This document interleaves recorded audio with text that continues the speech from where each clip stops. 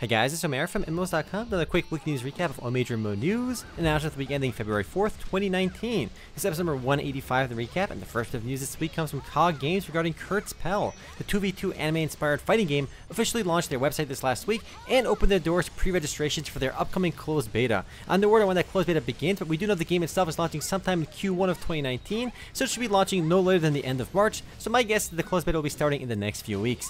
While Kurtzpel will have PvE elements as well, the game is billing itself as a 2v2 PvP title, so there's less emphasis on MMO features and more on PvP. Still, the game itself looks really pretty, and I am eager to give it a try. Next up, Final Fantasy XIV held its European Fan Festival this last week in Paris, and we got a lot of new information about the game's upcoming expansion, Shadowbringers, which is set to launch on July 2nd. The Gunbreaker class was also officially confirmed and will be a tank class. We haven't been told exactly what the second new job will be, but most players have already speculated that it's going to be the Dancer class, which will end up being a healer. They also officially confirmed and revealed the Vieira race, which will be the first new race of the game since the game launched, and we already knew this was coming, but now it's officially revealed, and we can see what the character actually looks like, so it's kind of cool. They also revealed one of the new primals, Titania, and a new beast tribe, the Pixies. More interestingly though, they revealed a new alliance raid, and it'll be a crossover with Nier Automata. In fact, Yoko Taro and Yosuke Saito, creators of Nier, will be working with the team over at Final Fantasy XIV on it, which is mega hype. There's actually a lot to look forward to with Shadowbringers. I'm looking forward to playing it, and we'll likely learn a lot more when Fan Festival Tokyo happens sometime in late March, and that'll be the last bit of a big info dump before the expansion launches in July. Up next, some interesting industry news. Electronic Arts announced this last week that they'll stop selling FIFA points in Belgium altogether amid the lootbox legal controversy. Basically, Belgium is taking the lead in trying to regulate lootboxes and decide whether they're gambling or not. While this doesn't have a big impact on lootboxes anywhere else outside of Belgium, it may set a precedent in the future for how these lootboxes end up getting regulated. Gaming has been an extremely profitable venture in the last 5 or so years, thanks to lootboxes and gacha elements in games. And while I don't think lootboxes themselves will disappear altogether, I do think we'll definitely see a lot more regulation in the future. But the only effect of this rule right now is that basically EA will no longer sell FIFA points in Belgium, and that's it for the time being. Next up, Black Desert Online's final open beta for Xbox begins on February 14th and runs until February 17th, with official launch set to happen on March 4th. The PC version of Black Desert Online launched back in March 3rd of 2016, so it's taken a whopping 3 years for the game to make its way to consoles. Still, despite how long it's taken, I expect it'll be a big hit on consoles, as the action-oriented gameplay will be fun on controllers. Don't expect any cross-play elements though, because the Xbox version will actually be different than the PC one, with a different story and other changes as well. The Xbox version is also available for pre-order right now for $29.99 for the basic version, with the deluxe version priced at $49.99 and the ultimate version at $99.99. So the Xbox version is definitely more expensive than the PC version. And I think we'll see a lot more of these MMORPGs launch on consoles, because consoles is still a largely untapped market for mostly free-to-play games and all these MMORPGs, and we'll see how they do over there.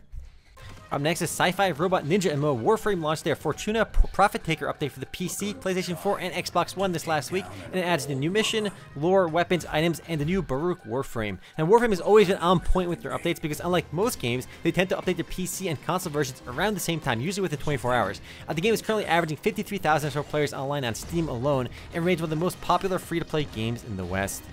I do find it pretty interesting that some of the most successful free-to-play games in the West are games without really any pay-to-win elements. Games like Warframe and Path of Exile are doing really well without having any crazy pay-to-win stuff, so maybe that pay-to-win stuff doesn't really work too well in the West. At least on PC. Obviously on mobile, everything is pay-to-win.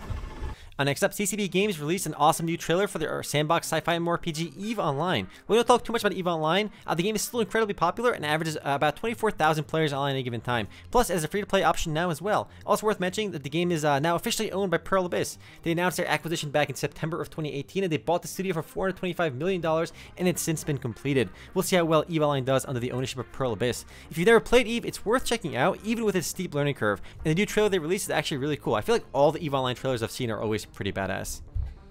Up next, with Elder Scrolls Online's upcoming race and class changes set to roll out in the next few weeks, ZeniMax realized that giving players a single race change token may not be enough, so they decided to give every high-level active ESO account 3 race and name change tokens so they can try out multiple races. So the problem with racial bonuses in the past, and the problem with racial bonuses in a lot of games, is that some racials are just universally bad or don't have the same universal appeal that some other racials do have in the game. So they're trying to make at least all the racials in the game a bit better and more useful throughout the entire game, rather than being very niche. I definitely applaud the folks at ESO for giving out 3 of these tokens though. Usually they'll just give 1, but they gave away 3 to every ESO active account so they can try multiple races. Good on them.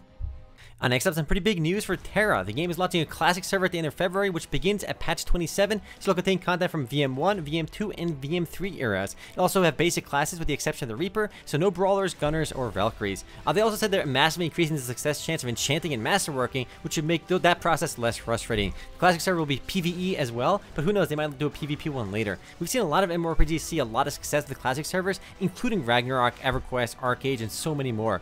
Tera Classic should be live by the end of the month, and I'm curious to see how well it does. Next and last bit of news this week comes from the sci-fi MMO Pantropy, which officially launched this last week, and to no one's surprise, it doesn't have a huge player base, but still surprised me to the upside. The game has been averaging about 223 players online since launching, which isn't too bad, but for a faction-based survival MMO, I think you need a much bigger player base. Plus, the game is available on Steam right now for $17.99 and is currently in early access. The game is currently sitting at mixed reviews right now. Personally, I have zero interest in playing random new survival MMOs, especially after playing Atlas recently, which actually had a good premise, but it was extremely buggy. It seems very difficult to make a survival MMO work really well. I mean, I've seen Rust works really well, but it's not really an MMO. It doesn't have the player base or the progression to be an MMO. But I enjoy Rust so much, it's hard for me to enjoy any other game like it. Anyway, guys, that's it for MMO news this week. I'll see you guys tomorrow for the podcast. Later, guys.